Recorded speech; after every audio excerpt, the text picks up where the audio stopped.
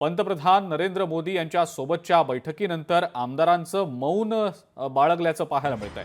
महायुतीच्या आमदारांना बैठकीबाबत बोलण्यास आता मनाई करण्यात आल्याची माहिती मिळतेय। पंतप्रधानांसोबतच्या चर्चेबाबत केवळ अधिकृत प्रवक्तेच बोलणार असल्याचं आता सांगितलं जात आहे। महायुतीच्या आमदारांच्या सोबत पंतप्रधान मोदींची 1.5 तास चर्चा झालेली आहे।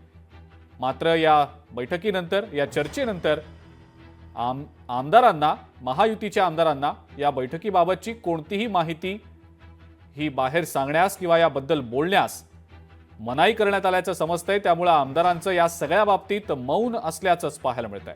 चेतन ननावरे आपले प्रतिनिधी या संदर्भातली अधिक माहिती आपल्याला देत आहेत। चेतन, मोदींसोबत जी काही आमदारांची चर्चा झाली या चर्चेबाबत केवळ पक्षाचे अधिकृत प्रवक्तेच बोलतील असं एकंदरीत सांगितलं गेलेलं आहे। काय नेमकं या मागचं कारण आहे आणि इतका वेळ पंतप्रधान मोदी या महायुतीच्या आमदारांशी बोलले, कोणकोणत्या मुद्द्यांवर बोलले, सूत्रांकडून काही माहिती मिळतेय का? निश्चितच या बैठकीमधील म्हणजे तब्बल 1.5 ते 2 तास झालेल्या या संवादामधील इनसाइड स्टोरी फक्त आपल्या लोकशाही मराठीवर आहे।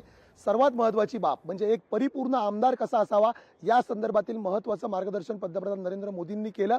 आणि जर तुम्हाला दीर्घकाळ या राजकीय स्पर्धेत टिकून राहायचं असेल तर कोणत्या कोणत्या गोष्टींची तुम्ही काळजी घ्यायला हवी या संदर्भातील टिप्सही स्वतः पंतप्रधान मोदींनी दिलेल्या आहेत।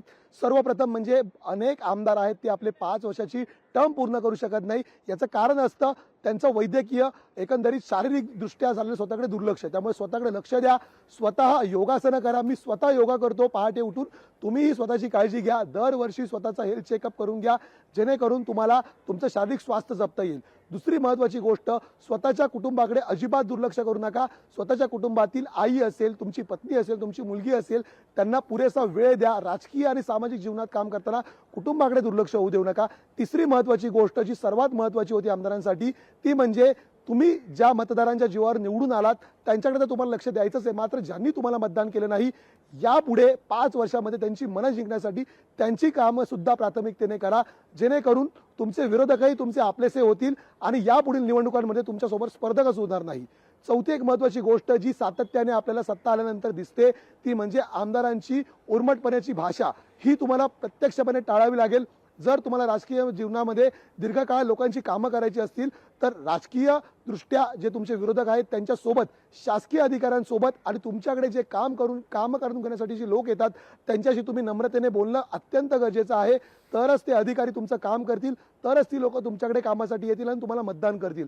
त्यामुळे सर्वांशी सत्ता आल्यानंतर नम्रतेने बोलण्याचा एक मोठा जो उपदेश आहे तो पंतप्रधान नरेंद्र मोदींनी या संवादामध्ये दिलेला आहे। लोकशाही मराठी, धन्यवाद। सविस्तर माहिती आपण दिली त्याबद्दल। पहा, जागरूक रहा।